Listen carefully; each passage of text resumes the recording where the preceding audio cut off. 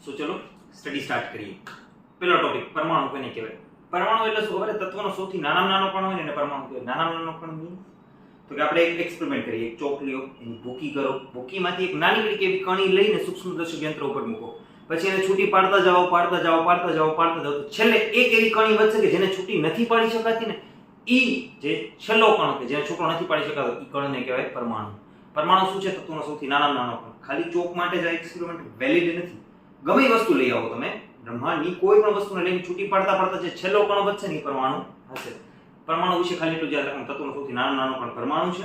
પરમાણુમાં બીજી સૌથી ખાસ વસ્તુ શું છે? પરમાણુ કેવો દેખાય છે ખબર છે? જેવું આપણું સોલાર સિસ્ટમ છે, સૂર્યમંડળ કેવું છે? વચ્ચે કેન્દ્રમાં સૂર્ય છે અને ફરતી કક્ષાઓ છે, એમાં કોણ છે? ગ્રહો છે, બરાબર ને? એવી જ રીતે આમાં શું છે? વચ્ચે કેન્દ્ર છે, લાલ કલરથી દોરેલું છે, એ કેન્દ્ર છે અને એની ફરતે કક્ષાઓ છે. કેન્દ્રની અંદર બે જણા બેઠા છે, પ્રોટોન અને ન્યુટ્રોન, અને ફરતી કક્ષાઓમાં ઇલેક્ટ્રોન ફરે છે. હવે આ ત્રણેય કણો વિશે આપણે ડિટેલમાં જોઈએ, પ્રોટોન, ઇલેક્ટ્રોન અને ન્યુટ્રોન વિશે, બરાબર ને? કેન્દ્રમાં કોણ હતા? ન્યુટ્રોન અને પ્રોટોન. એટલે જો સૂર્યનું વજન વધારે છે ને, એ જ લોજિકથી યાદ રાખવાનું કે કેન્દ્રમાં જે બે જણા બેઠા છે ને બેયનું વજન વધારે છે. કોણ? પ્રોટોન અને ન્યુટ્રોન, બરાબર ને? આમ થાય બેઠેલા હોય એનું વજન વધારે જ હોય. હવે કેન્દ્રમાં હોય છે ન્યુટ્રોન. ન્યુટ્રોન પાસે ઇલેક્ટ્રિકલ એનર્જી કેવી હોય છે? જો ન્યુટ્રોન પાસે કોઈ ઇલેક્ટ્રિકલ એનર્જી નથી. ઇલેક્ટ્રિકલ એનર્જી કેટલી જાતની હોય? પોઝિટિવ ને નેગેટિવ. ન્યુટ્રોન પાસે બેમાંથી એકેય નથી, નથી પોઝિટિવ નથી નેગેટિવ ઇલેક્ટ્રિકલ એનર્જી. એટલે કે ન્યુટ્રોન છે ઇલેક્ટ્રિકલી તટસ્થ છે ને વજનમાં ભારે છે. બે વસ્તુ ન્યુટ્રોન છે યાદ રાખો, ઇલેક્ટ્રિકલી તટસ્થ અને વજનમાં ભારે. ભારે કેટલો? કે ઓલમોસ્ટ પ્રોટોન જેટલું જ વજન છે, બરાબર ને? હવે પ્રશ્ન આવ્યો પ્રોટોન અને ઇલેક્ટ્રોન વિશે, બરાબર ને? પ્રોટોન ક્યાં છે? કેન્દ્રની અંદર. ઇલેક્ટ્રોન ક્યાં છે? ફરતી કક્ષાઓમાં, બરાબર ને? હવે ખાસ યાદ રાખજો, પ્રોટોન પાસે પોઝિટિવ ઇલેક્ટ્રિકલ એનર્જી છે અને ઇલેક્ટ્રોન પાસે નેગેટિવ ઇલેક્ટ્રિકલ એનર્જી છે. હવે ઇલેક્ટ્રિકલ એનર્જી માપવી હોય તો કેવી રીતે મપાય? કે જેમ મારું વજન તમે કિલોગ્રામમાં માપશો, બરાબર? મારી હાઈટ છે એ ફૂટમાં માપશો, તો તમે છે વજનમાં ઇલેક્ટ્રિકલ એનર્જીને માપવી હશે તો શેમાં માપશો? કુલમ્બમાં.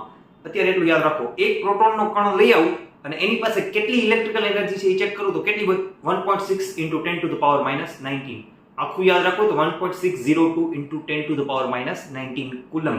એક કણ પાસે 1.6 × 10⁻⁹ કુલમની એનર્જી હોય છે. એના પહેલા મેં તમને એક વસ્તુ કીધી, શું કીધી? 10 × 10⁻⁹. આનો મીનિંગ શું થાય સર? ઘણાને ખબર હશે, ઘણાને નહીં ખબર હોય, તો એના માટે એક એક્સપેરિમેન્ટ કરીને સમજાવી દઉં. જો તમને એક એક્ઝામ્પલ લઈને કે 10⁻³ અને 10⁻³ આનો મીનિંગ શું થાય? તો જો 10⁻³ નો મતલબ થાય એકડાની પાછળ 3 મીંડા, 1 2 અને 3, બરાબર? 10⁻³ નો મતલબ એવો થાય કે 1/10⁻³, જેને હું હજી ક્લિયરિફાઈ કરું તો શું થાય? એકડાની પાછળ 3 મીંડા, બરાબર ને? આવી જ રીતે કોઈ તમે 10⁻⁹ નો મીનિંગ કાઢવાનું કહે તો શું થાય? 1/10⁻⁹ પ્લસમાં, બરાબર ને? અને હજી આને તમારે ક્લિયરિફાઈ કરવું હોય તો શું કરવાનું? એકડાની પાછળ 19 મીંડા મૂકી દેવાના એટલે ક્લિયર થઈ જાય, બરાબર ને? આ થઈ ગઈ 10 ની ઘાત ક્લિયર. હવે ફરી પાછા આપણે આવતા રહીએ પ્રોટોન અને ઇલેક્ટ્રોન પાસે, બરાબર ને? પ્રોટોન પાસે પોઝિટિવ ઇલેક્ટ્રિકલ એનર્જી હતી, ઇલેક્ટ્રોન પાસે નેગેટિવ ઇલેક્ટ્રિકલ એનર્જી હતી. એક પ્રોટોનના કણ પાસે કેટલો ચાર્જ હતો?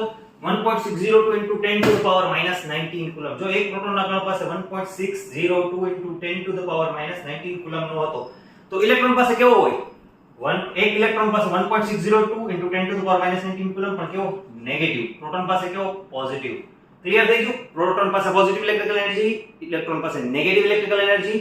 અને એક પ્રોટોનનો કણ પાસે કેટલી ઇલેક્ટ્રિકલ એનર્જી હોય? 1.602 × 10⁻⁹ કુલમ. એક ઇલેક્ટ્રોન પાસે કેટલી ઇલેક્ટ્રિકલ એનર્જી હોય? 1.602 × 10⁻⁹ કુલમ, પણ કેવી? નેગેટિવમાં. આ બે પોઈન્ટ ક્લિયર? હવે ફરતે કોણ રોટેટ કરે છે? ઇલેક્ટ્રોન. ઇલેક્ટ્રોનનો વજન કેવો? હળવો, બરાબર? ઇલેક્ટ્રોનનો વજન કેવો? હળવો. અને પ્રોટોનનો વજન કેટલો? ભારે. તો હવે બેનું કમ્પેરિઝન કરી જોઈએ કે જો હું એક ઇલેક્ટ્રોન લઈ આવું તો એક ઇલેક્ટ્રોન છે ને જો 1 કિલોનો હોય ને તો એક પ્રોટોન છે ને 1832 કિલોનો હોય. એટલે કે પ્રોટોન છે ને ઇલેક્ટ્રોન કરતા કેટલો ભારે છે? 1832 ગણો ભારે છે. 1832 ગણો ભારે છે. તો એવી રીતે 1832 ગણો હળવો હોય ઇલેક્ટ્રોન, બરાબર ને? પણ મસ્તીની વસ્તુ શું છે? પ્રોટોન સાઈઝમાં નાનો છે, વજનમાં ભારે છે. ઇલેક્ટ્રોન છે સાઈઝમાં મોટો અને વજનમાં હળવો છે. સાઈઝમાં મોટો એટલે કેટલો? કે એનો વ્યાસ છે ને 3 ગણો હોય. એટલે કે જો આ પ્રોટોનની સાઈઝ હોય ને, સોરી આ ઇલેક્ટ્રોનની સાઈઝ હોય ને તો પ્રોટોનની સાઈઝ નાની હોય. એટલે કે 3 ગણો મોટો હોય સાઈઝમાં જોવામાં. પ્રોટોન કરતા ઇલેક્ટ્રોન સાઈઝમાં 3 ગણો મોટો હોય પણ વજનમાં 1832 ગણો હળવો હોય. ક્લિયર થઈ ગયું? વ્યાસ કેટલો? 3 ગણો વધારે ઇલેક્ટ્રોનનો અને આનો વ્યાસ કેટલો? ઓછો. ક્લિયર થઈ ગયું? ઇલેક્ટ્રોન છે સાઈઝમાં મોટો, વજનમાં હળવો. પ્રોટોન છે સાઈઝમાં નાનો પણ વજનમાં ભારે. ક્લિયર? ડન? હવે આપણે આગળ વધીએ, બરાબર? પ્રોટોન ઇલેક્ટ્રોન અને ન્યુટ્રોન વિશે જોઈ લીધું. હવે આપણે જોઈએ કે કેન્દ્ર ફરતી કક્ષાઓ હતી ને, તો ભાઈ કેટલી કક્ષા હોય, કઈ કક્ષામાં કેટલા ઇલેક્ટ્રોન હોય એના ઉપર ચર્ચા કરી. પહેલા તો મેક્સિમમ 7 કક્ષા સમાઈ શકે. આપણે કેમ ગ્રહો છે 9 ગ્રહ છે તો 9 કક્ષા હોય, એવી રીતે નહીં. 7 કક્ષા મેક્સિમમ હોઈ શકે કોઈ પણ પરમાણુની, બરાબર ને. બાકીની ખાલી હોઈ શકે એવું બની શકે. હવે પરમાણુ કેન્દ્રની ફરતે કક્ષાઓમાં મેક્સિમમ 7 સમાઈ શકે, બરાબર ને. 7 કક્ષાના નામ પાડવા પડશે. તો એ 7 કક્ષાના નામ કેવી રીતે પાડશું? કિંગ થી ક્વીન સુધી વયા જાઓ.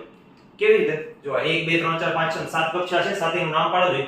પહેલીનું નામ પાડો કે, કિંગ થી ક્વીન સુધી જવાનું. K L M N O P અને ક્યાં સુધી જવાનું? Q સુધી.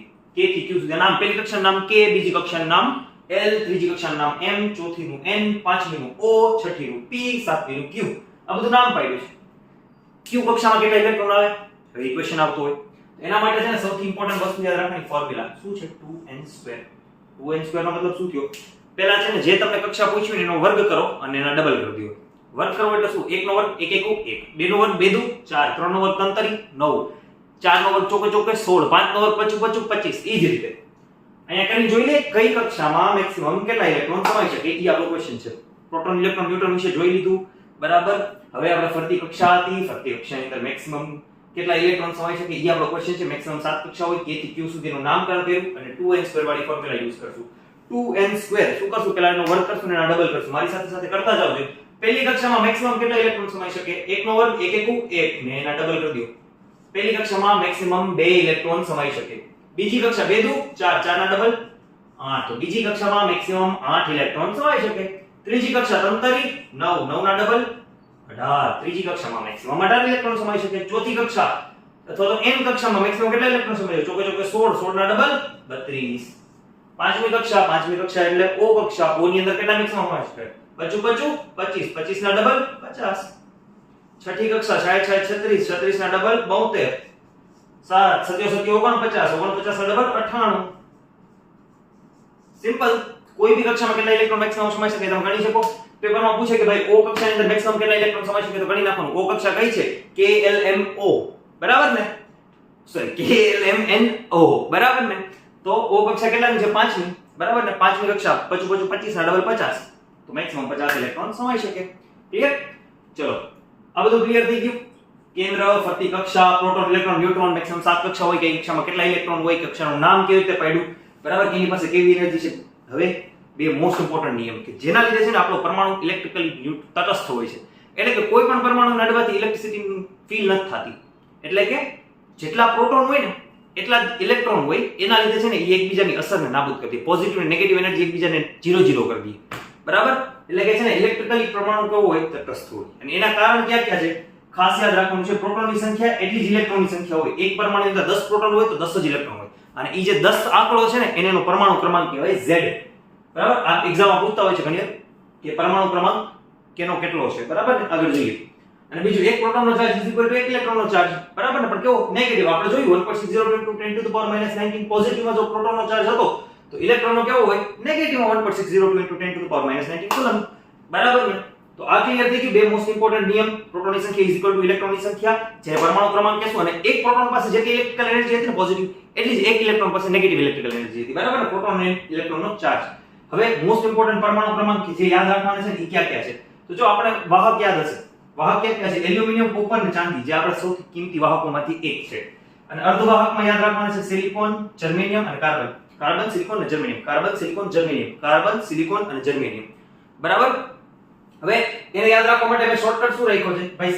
જે સેમિકન્ડક્ટર છે, જે વાહક અને અર્ધવાહક વાળો ટોપિક છે ને એ આગળ જતા ડિટેલમાં ડિસ્કસ કરશું પ્રોપરલી કે એને વાહક કહેવાય ને શું કામ એને જ વાહક કહેવાય, બધું ડિટેલમાં જોશું. પણ એ પહેલા અત્યારે યાદ રાખી લો ખાલી, પછી આગળ જતા હજી આ ઘડીએ રિપીટ જ થવાનું છે, બરાબર ને. મોસ્ટ ઇમ્પોર્ટન્ટ પરમાણુ ક્રમાંક ક્યાં ક્યાં છે? તો કે અર્ધવાહક માટે પહેલા નામકરણ કરી દઉં. 6 14 ને 32. એટલે કે કાર્બન, સિલિકોન અને જર્મેનિયમ C6. આના માટે સિલિકોન ને Si થી દેખાડીશ. અને 14 નું પરમાણુ ક્રમાંક છે અને જર્મેનિયમ નો 32. આનો મીનિંગ ખબર પડી? इसका मतलब समझे दया? એટલે કે કાર્બન ની અંદર 6 પ્રોટોન હશે અને 6 ઇલેક્ટ્રોન હશે. સિલિકોન ની અંદર 14 પ્રોટોન હશે, 14 ઇલેક્ટ્રોન હશે. એવી રીતે ચલો એલ્યુમિનિયમ, કોપર અને ચાંદી માટે જોઈ લઈએ. શું છે? 13 29 47. આને તમે છે ને 8 વખત ખાલી મનમાં બોલશો ને તોય તમને યાદ રહી જશે આ સિક્વન્સ, બરાબર ને. ક્યાં ક્યાં છે? એલ્યુમિનિયમ 13, કોપર 29 અને ચાંદી 47. ટ્રસ્ટ મી હું કોપર ઉપર એક એક્સપેરિમેન્ટ કરીશ, એના બધા ઇલેક્ટ્રોન છે ને ક્યાં કેટલા ગોઠવાયેલા છે ને તમને કક્ષાઓમાં ગોઠવીને દેખાડીશ આગળ જતા, બરાબર ને? અત્યારે ખાલી આટલું યાદ રાખવાનું છે, બરાબર ને? 6 14 32 અને 13 29 47, 6 14 32 13 29 47 આ યાદ રાખવાનું છે, બરાબર ને? આટલું યાદ રાખી લેજો એટલે પછી આગળ જતા પેપરમાં કોઈ પૂછાતો હોય તો કોઈ ઇશ્યુ ન આવે. ચલો, સો આ લેક્ચરમાં જે કાંઈ બી ભણ્યા એ બધી વસ્તુઓને યાદ રાખીએ. ઓકે, આપણે સૌથી પહેલા શું જોયું? પરમાણુ. પરમાણુ કોને કહેવાય? કે તત્વનો સૌથી નાનામાં નાનો કણ હોય એને. કોને? નાનામાં નાના કણને કહેવાય પરમાણુ. પછી આપણે શું જોયું? પરમાણુનું બંધારણ. બંધારણ કેના જેવું હતું? સૂર્યમંડળ જેવું. વચ્ચે સૂર્ય અને ફરતે કક્ષાઓ. શું હતું? વચ્ચે કેન્દ્ર અને ફરતી 7 કક્ષાઓ. 7 કક્ષાના નામ કેવી રીતે પાડ્યા હતા? કિંગ થી ક્વીન સુધી. KLM, NOP અને Q. હવે કેન્દ્રની અંદર કોણ કોણ હતા? ન્યુટ્રોન અને પ્રોટોન, બરાબર?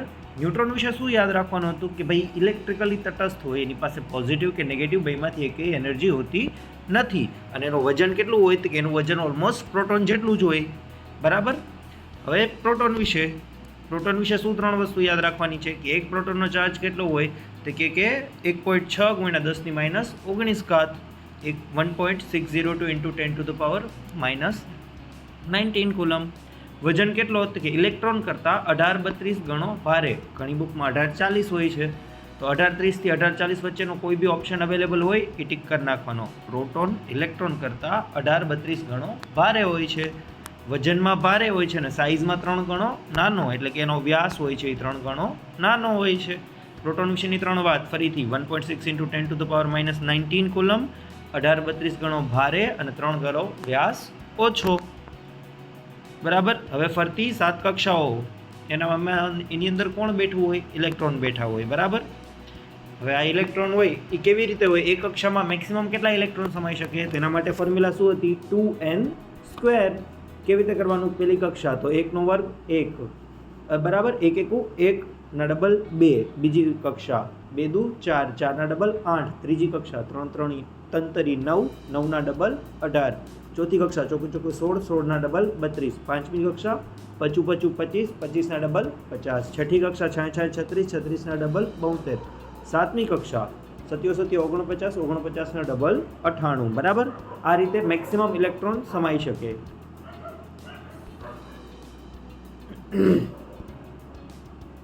હવે એ ઇલેક્ટ્રોન વિશે 3 વસ્તુ, જે પ્રોટોન વિશે યાદ રાખી હતી 3 વસ્તુ કઈ? તો કે એક ઇલેક્ટ્રોનનો ચાર્જ કેટલો હોય? 1.602 × 10 - -19 કુલમ, પણ કેવો? નેગેટિવમાં. અને સાઇઝમાં એ કેવો હોય?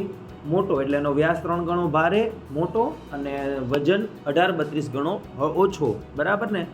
એટલે કે પ્રોટોન કરતાં ઇલેક્ટ્રોન 1832 ગણો હળવો છે અને એનો વ્યાસ છે એ 3 ગણો વધારે છે. 2 IMP રૂલ્સ હતા કે જેના લીધે પરમાણુ છે ઇલેક્ટ્રિકલી તટસ્થ હોય. શું હતા?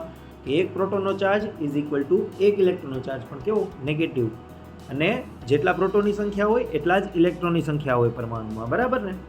અને એને આપણે શું કહેતા હતા? પરમાણુ ક્રમાંક. પરમાણુ ક્રમાંક એટલે શું? જેટલા પ્રોટોનની સંખ્યા હોય એટલા જ ઇલેક્ટ્રોનની સંખ્યા હોય, રાઈટ ને?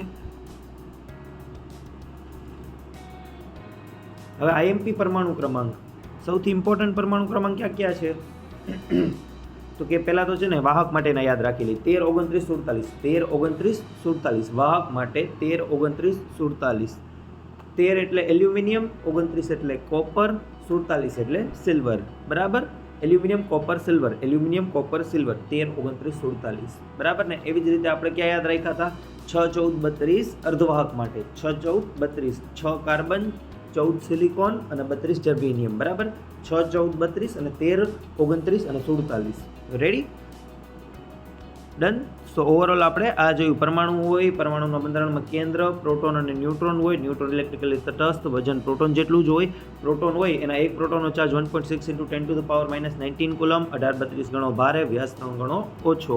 ફરતી 7 કક્ષા હોય જેની અંદર ઇલેક્ટ્રોન ભરેલા હોય. નામ પાડ્યા હતા કિંગ થી ક્વીન સુધી. ઇલેક્ટ્રોન હોય 2n² ની ફોર્મ્યુલાથી યાદ રહીએ, બરાબર? જેમ કે બીજી કક્ષાના ગણો હોય તો 2 દુ 4, 4 ના ડબલ 8. મેક્સિમમ 8 ઇલેક્ટ્રોન બીજી કક્ષાની અંદર સમાઈ શકે.